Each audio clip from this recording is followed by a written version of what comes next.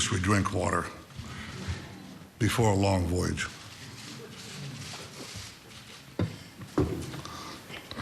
This is an extraordinary voyage. President Trump, Donald, I'm honored to be here today along with my wife Sarah, Minister Yariv Levin, Ambassador Ron Dermer. Ron, thank you for everything you've been doing.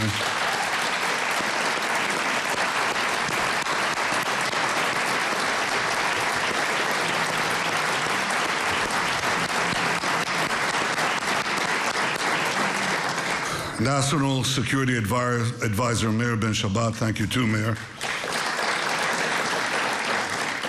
And our entire delegation.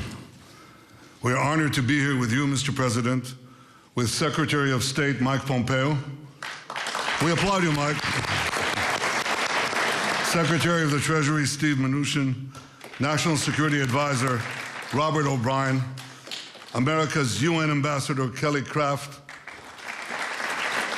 Jared Kushner and Ivanka, it's good to see you both.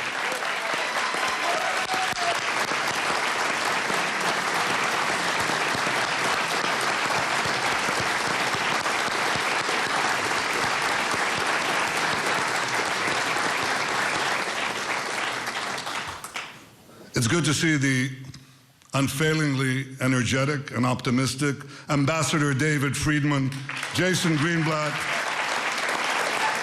Avi Berkowitz, Brian Hook, and the rest of your exceptional peace band, Mr. President.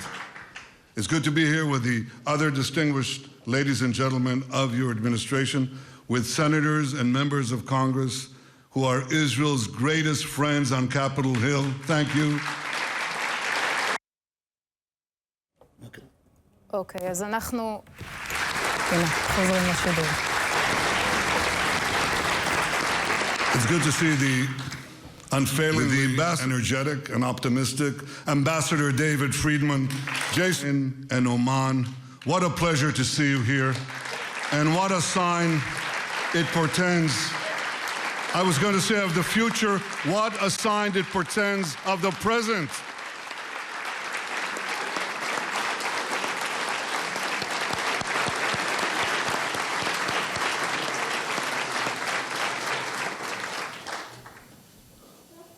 To all of you and to the many other distinguished guests who are here today, this is a historic day. And it recalls another historic day. We remember May 14th, 1948, because on that day, President Truman became the first world leader to recognize the state of Israel after our first Prime Minister, David Ben-Gurion, declared our independence. That day chartered a brilliant future.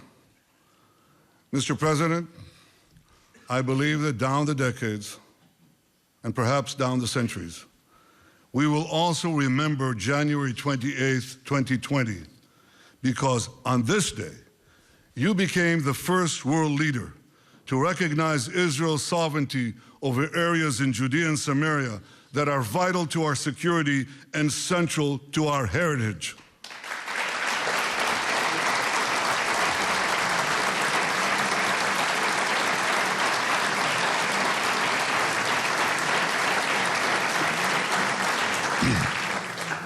And on this day, you too have charted a brilliant future for Israelis, Palestinians, and the region by presenting a realistic path to a durable peace.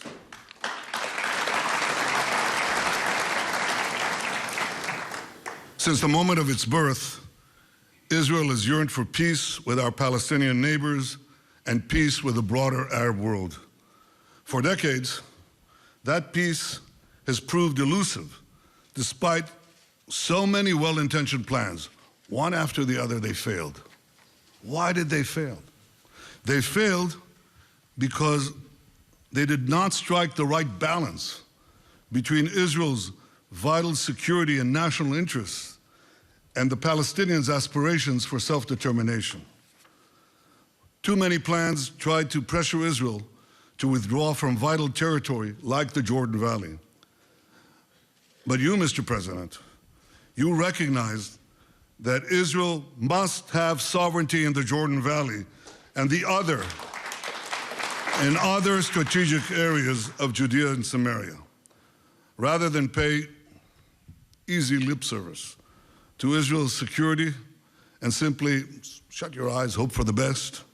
You recognize that Israel must have sovereignty in places that enable Israel to defend itself by itself.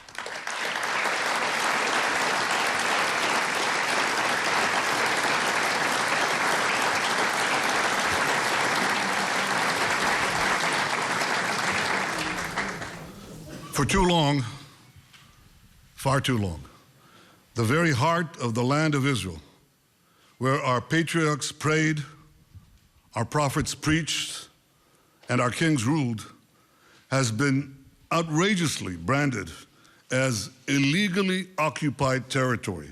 Well, today, Mr. President, you are puncturing this big lie.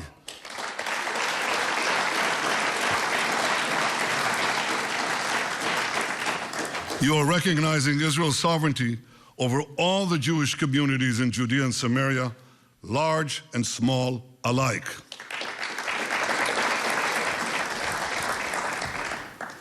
These, as the distinguished pastors who are here know very well, these are places inscribed in the pages of the Bible. These are places carved into the bedrock of our common civilization. The sacred tomb in Hebron, where the fathers and mothers of the Jewish people are buried. Bethel, where Jacob dreamed of a ladder ascending to the heavens. Shiloh, where the Ark of the Covenant that held the 10 Commandments for centuries. That's what happened in Shiloh. Thanks to you, Mr. President, these areas and so many others that for millennia have been etched in the soul of the Jewish people and have fired the imaginations of millions of people around the world and across the world. These areas will now be recognized by the United States as a permanent part of the Jewish state.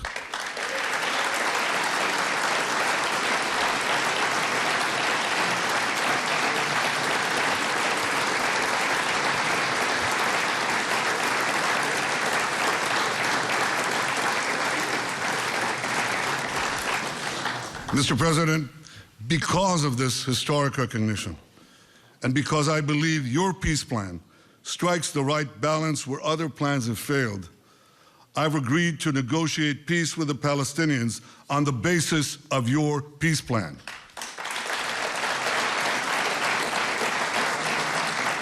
It's a great plan for Israel.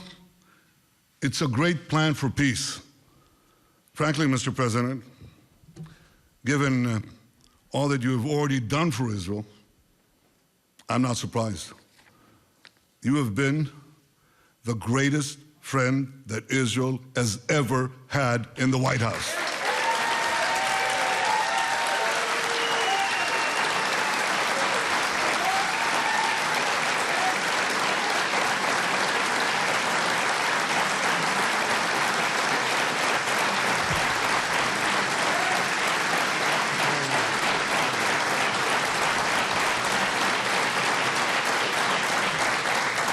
Frankly, though we've had some great, outstanding friends in these halls, it's not even close.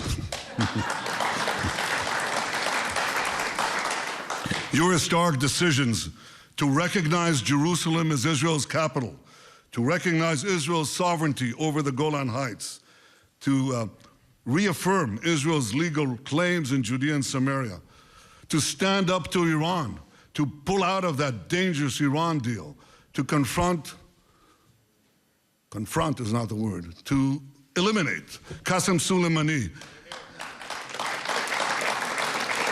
to support and encourage unbelievable cooperation between Israel and the United States in the military and strategic and intelligence fields, all this bear testament to the friendship and depth of your leadership and commitment to Israel.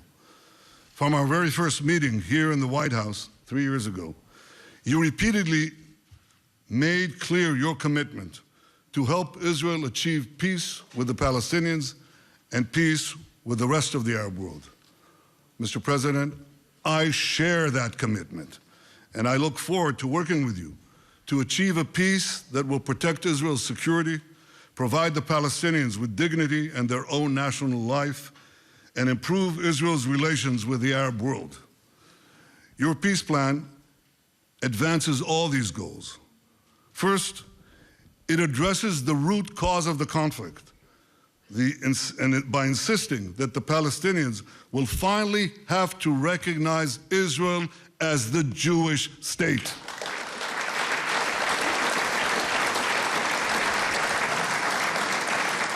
Second, it stipulates that Israel will retain security control in the entire area west of the Jordan River, thereby giving Israel a permanent eastern border to defend ourselves across our longest border. This is something we've longed to have. We now have such a recognized boundary. Third, your plan calls for Hamas to be disarmed and for Gaza to be demilitarized.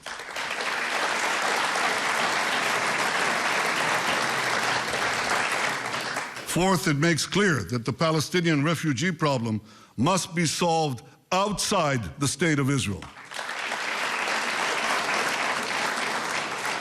Fifth, it calls for our ancient capital, Jerusalem, to remain united under Israel's sovereignty. It, of course, ensures that religious sites remain accessible to all faiths, and it maintains the status quo on the Temple Mount.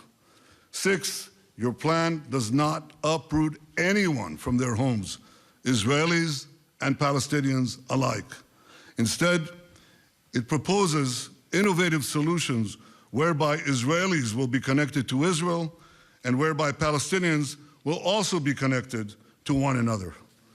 That helps if you have these real estate people, you know. They can come up with things normal human beings don't think about. And they have. Mr. President, Israel wants the Palestinians to have a better life. We want them to have a future of national dignity, prosperity, and hope. Your peace plan offers the Palestinians such a future. Your peace plan offers the Palestinians a pathway to a future state. I know that it may take them a very long time to reach the end of that path. It may even take them a very long time to get to the beginning of that path. But if the Palestinians are genuinely prepared to take that path, if they're genuinely prepared to make peace with the Jewish state, and if they agree to abide by all the conditions you have put forward in your plan, Israel will be there. Israel will be prepared to negotiate peace right away.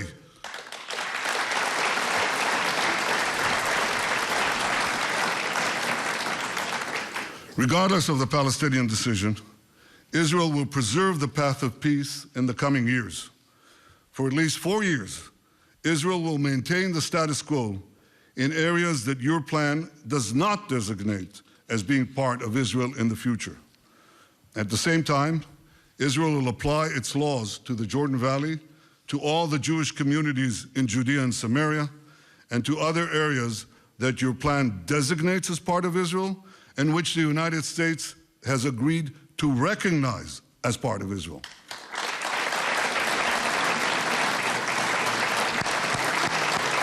I like that.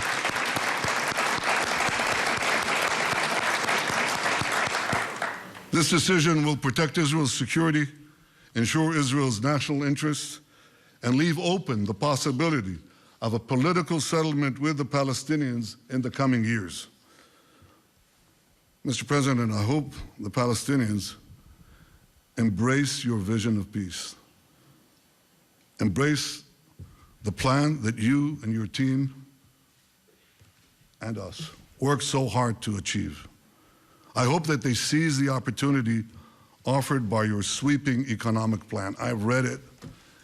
It takes enormous talent to reject $50 billion worth of investment. I know what that does to an economy. I know what it will do to Palestinian lives. I know what it will do to the youth of the region. I hope that the Palestinians embrace this and build with Israel a future of prosperity and peace. I also hope that our other Arab neighbors embrace your vision and forge a path of reconciliation with Israel that can create for all of us a brilliant future. Mr. President, I want to congratulate your fantastic team, there's no other word, your fantastic peace team for all their work. Jason Greenblatt,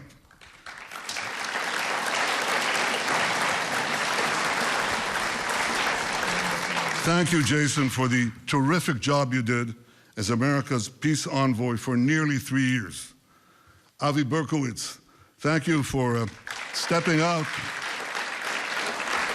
Thank you, Avi, for stepping out from your important behind-the-scenes role and ably working in those past few months to get this plan done.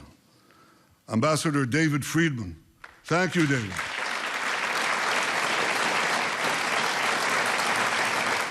Thank you for your essential contribution to this effort and for the terrific job you do every day to strengthen the great alliance between Israel and America.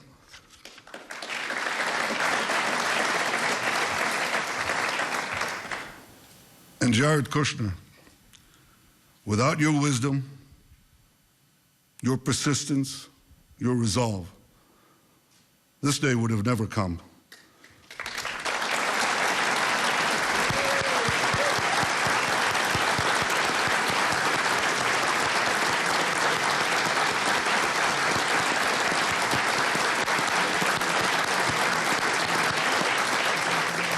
I know how much the Jewish future means to you and to your family.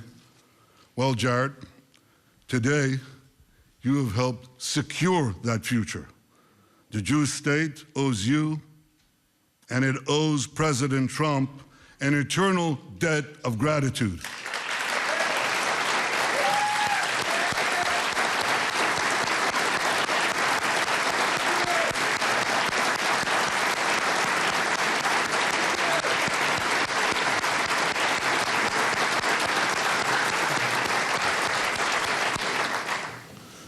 Mr. President, on that historic day of May 14th, 1948, both David Ben-Gurion and President Truman had a fateful decision to make. Many argued that Ben-Gurion should not declare Israel's independence. Many argued that President Truman should not recognize the Jewish state. But both leaders understood the magnitude of the hour. They seized the moment and they changed history. Like you, Mr. President, I understand the magnitude of this moment. With you, Mr. President, I'm prepared to seize the moment and change history. I know that there'll be opposition. There's always opposition. I know there'll be many obstacles along the way, much criticism. But we have an old Jewish saying, if not now, when? And if not us, who? Im lo achshav, matai? Im lo anachnu, az mi? Mr. President, your deal of the century is the opportunity of the century. And rest assured, Israel will not miss this opportunity. Mr. President, Donald, Israel is blessed to have your friendship and your powerful leadership, and Israel is blessed to have the friendship of the greatest power on earth, the United States of America. May God bless America, may God bless Israel, and may God bless us all with security, prosperity, and peace. Thank you.